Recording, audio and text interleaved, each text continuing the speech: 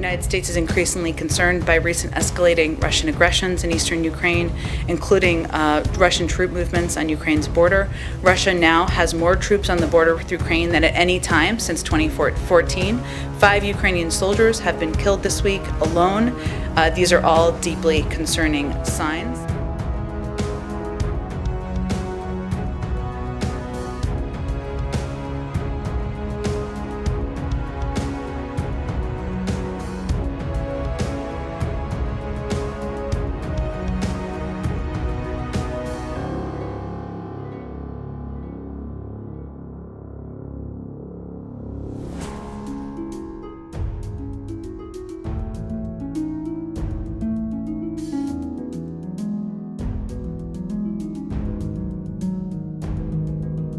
Seorang pejabat tinggi Rusia telah mengeluarkan ancaman bahwa Rusia akan melakukan serangan ke Ukraina demi membantu warga Ukraina Timur yang berbahasa Rusia. Hal itu akan terjadi apabila Ukraina melancarkan serangan habis-habisan terhadap separatis di sana. Hal itu mereka ungkapkan setelah Ukraina dikhawatirkan meluncurkan serangan penuh terhadap anggota pemberontak separatis yang berada di wilayah tersebut. Seperti diketahui, tentara Ukraina dengan anggota pemberontak separatis yang didukung oleh Rusia, telah bertempur di sebelah timur negara tersebut. Di mana Rusia sendiri telah membangun kekuatan tempur di sana. Atas ketegangan yang terjadi antara Rusia dan Ukraina, baik Jerman dan Amerika sama-sama menyatakan keprihatinan mereka.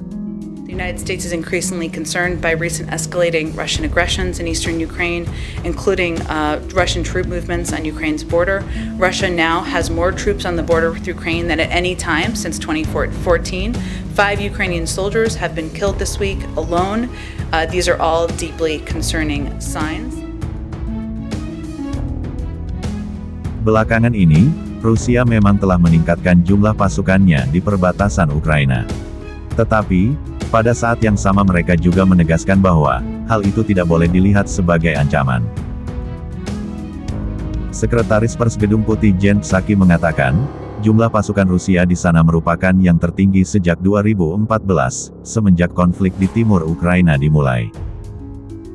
Terkait dengan berapa banyak jumlah pasukan Rusia saat ini yang berada di perbatasan, Rusia sendiri belum merinci jumlah pasukannya.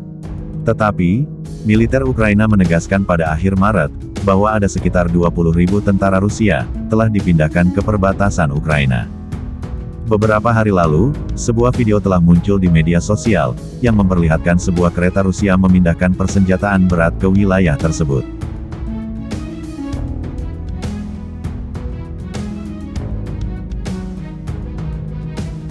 Bentrokan antara pasukan Ukraina dan pemberontak yang didukung Moskow di dalam Donbas, juga meningkat dalam beberapa bulan terakhir. Kematian seorang tentara Ukraina lainnya pada Kamis kemarin, membuat jumlah yang tewas tahun ini menjadi 25. Di mana sepanjang tahun lalu, konflik tersebut telah menewaskan sebanyak 50 tentara Ukraina.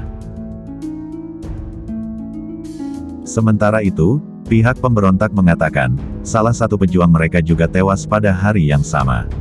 Ketika pasukan Ukraina menembakkan 14 bom mortir di sebuah desa, di pinggiran kota Donetsk.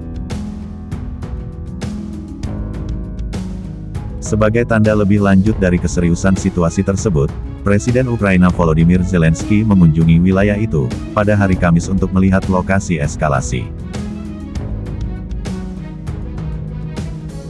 Akar konflik yang sedang terjadi saat ini, dimulai pada Maret tahun 2014 lalu. Di mana ketika itu Rusia telah mencaplok wilayah Crimea Ukraina. Atas tindakan yang dilakukan oleh Rusia itu, memicu keretakan besar, dengan negara-negara barat, serta mendorong Uni Eropa dan Amerika untuk menjatuhkan sanksi kepada Rusia. Sebulan kemudian, pemberontak di Donbas yang didukung Rusia berhasil merebut wilayah Donetsk dan Luhansk.